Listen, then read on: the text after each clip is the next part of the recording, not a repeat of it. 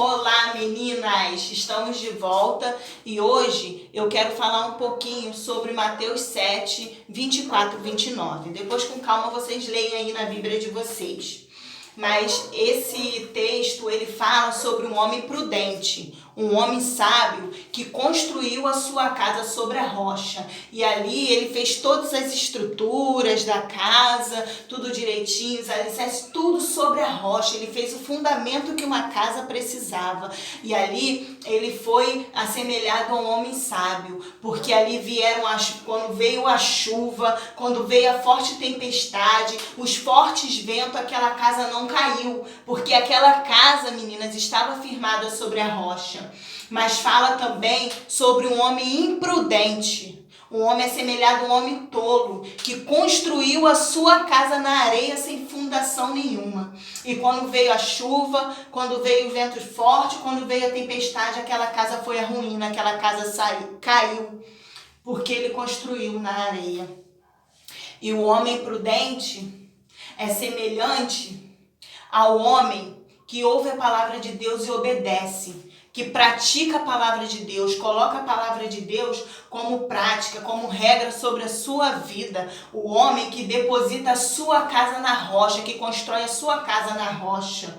Nós somos templos do Espírito Santo, nós somos a casa do Espírito Santo, o Espírito Santo habita em nós. A nossa casa precisa estar depositada na rocha, em Cristo, para que quando vierem as dificuldades, quando vierem as tempestades, os ventos fortes, as situações difíceis, a nossa casa ela não venha a ser abalada, porque nós temos Cristo, a rocha que habita em nós, e nos dará amparo nos momentos difíceis de nossas vidas.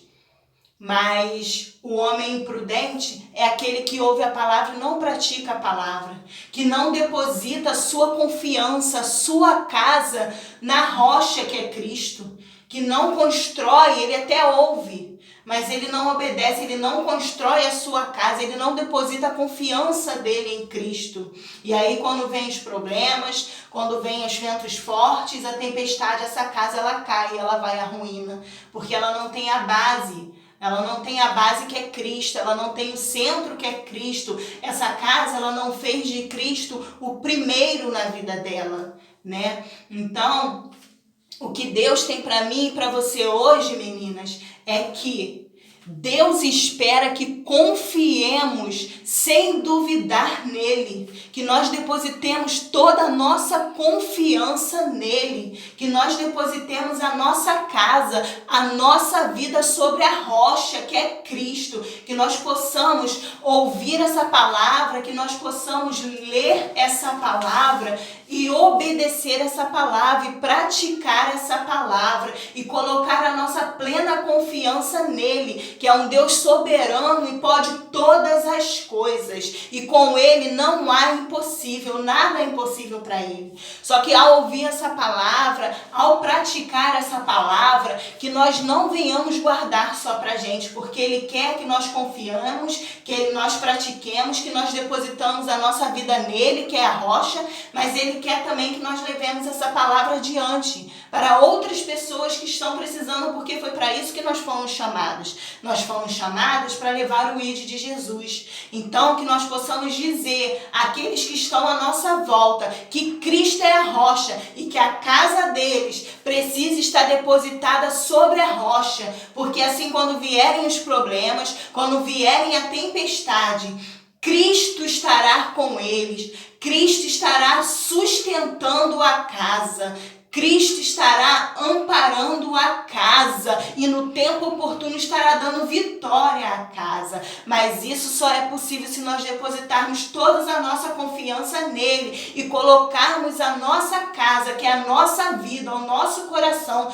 sobre a rocha. Então, querida mensageira do Rei, para você hoje, deposite a sua casa sobre a rocha e leve essa palavra para aqueles que estão à sua volta, que eles precisam depositar a casa deles sobre a rocha, para que quando vierem a tempestade, quando vierem os problemas, essa casa ela não venha desabar, ela não venha desmoronar.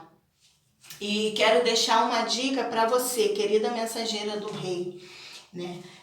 Eu sei que você que é mensageira do Rei, principalmente se você já passou pela etapa azul, você já leu esse livro, né? Mas talvez de repente você tenha lido somente para completar uma tarefa da etapa, para subir de tarefa, né? Se for esse o caso, eu aconselho você a lê-lo de novo. Se você ainda não leu, né, esse livro, que você leia, ele se encontra também nas redes sociais, né? Eu já consegui ler ele também pelas redes sociais. Então, ele também se encontra, tá? Eu aconselho você ler, porque é muito importante, conta a história da Minilu, como a organização Mensageira do Rei chegou no Brasil, qual o objetivo da organização, né?